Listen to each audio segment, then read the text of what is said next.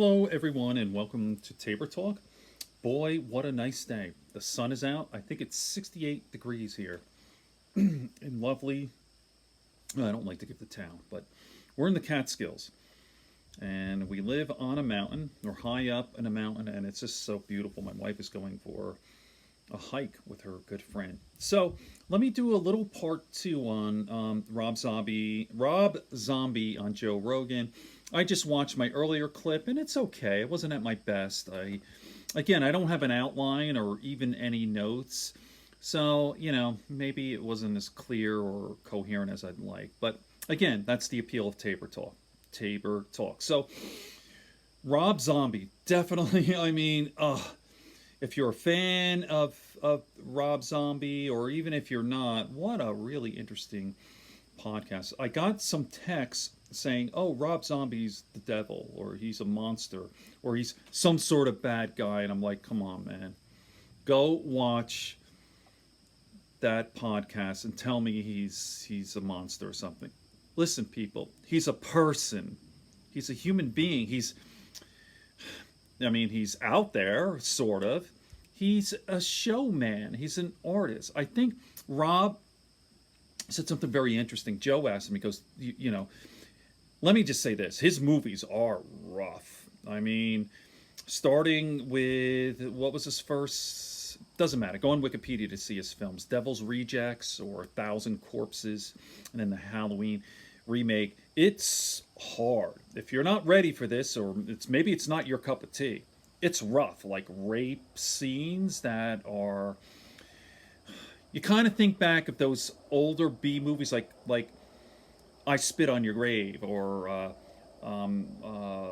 Texas Chainsaw Massacre, like that sort of type of filming, grindhouse stuff. It's rough. It really is disturbing. That's the point of it. It's freaking disturbing to see like a realistic rape scene is fucking hard. It's hard to watch. It's disturbing. But that's what he's trying to do. And then he adds art too. So, Rob Zombie's an artist. But what he said, Joe said, do you ever get some pushback? Do people say, like, man, you're a sick fuck? Like, your work is too violent, and who the hell are you? And he goes, yeah, I do, but he goes, I don't really pay attention to it. It's like, listen, there's a distinction between real life and fantasy or film. Like, duh, right?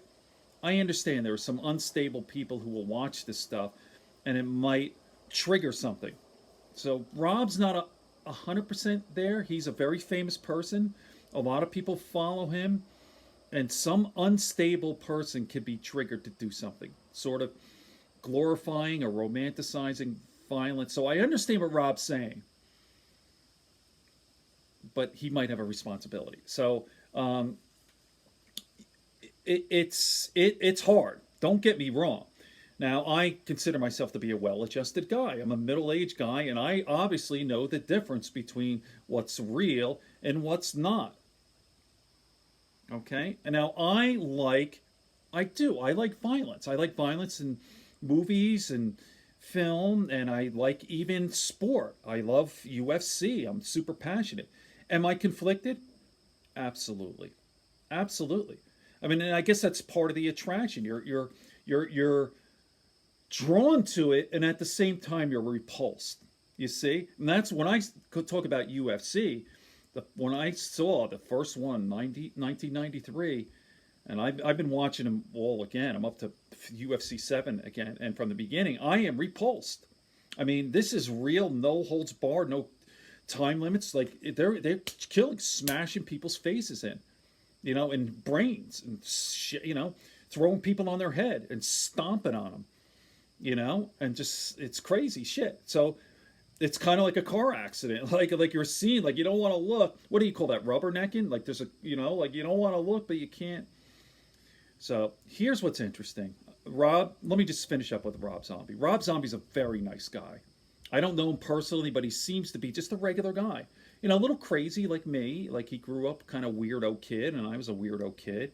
Always had that sort of rebellious streak, like anti-establishment. That's exactly me. My whole life was I didn't understand mainstream. And I'll tell you what. Now that I'm older, I'm 56 years old now. I'm falling more into mainstream. You get older and that rebellious shit, and it's like, you know why? Because film and TV is better than ever today. I grew up in the 80s, like 90% of the stuff was dog shit. You had to work really hard to get a good film. And then like the music, it's like I had to work so hard to get quality stuff. So there's this and that. And plus when you get older, you just mellow, you know? So um and let me just say a little bit more about Rob. Rob is a fun guy. He's so fun. He's a grown man, but he loves comics, violent you know, all men do, right? Even grown men. It's fun. Graphic art, horror movies, and you know, it's violent sport. I mean, it's just a could it be a male gender thing? Testosterone? I mean, I guess there's a little bit of that. I mean, it is true that males like fighting. Again, it's that kind of this ambivalence, right? Ambivalence, right? Ambivalence. You're attracted and repelled by acts of violence or whatever. So, but I will argue that all men have that. Just ask a man who watching even football. So, and again, not all, but most men. I guess it's that hormone, testosterone. So there were a couple of other things I wanted to talk about Rob, but I think I'll end it at that. I just want to respond to some of the text messages I've received saying that Rob Zombie's the devil. No, Rob Zombie is not the devil. And what's his real name? His last name is Cummins. I think it's Bob Cummings or something. Nice little Jewish kid. No, he's not. He's Jewish, but he grew up in a circus, you know. So and if you go on Google and look at his pictures as a kid and all that, you know, he's a little wild, a little crazy, but he's awesome. Okay, Rob Zombie, and I'll end it here. Good friends, good books, and a sleepy conscience. Peace, love, and understanding here on Tabor Talk.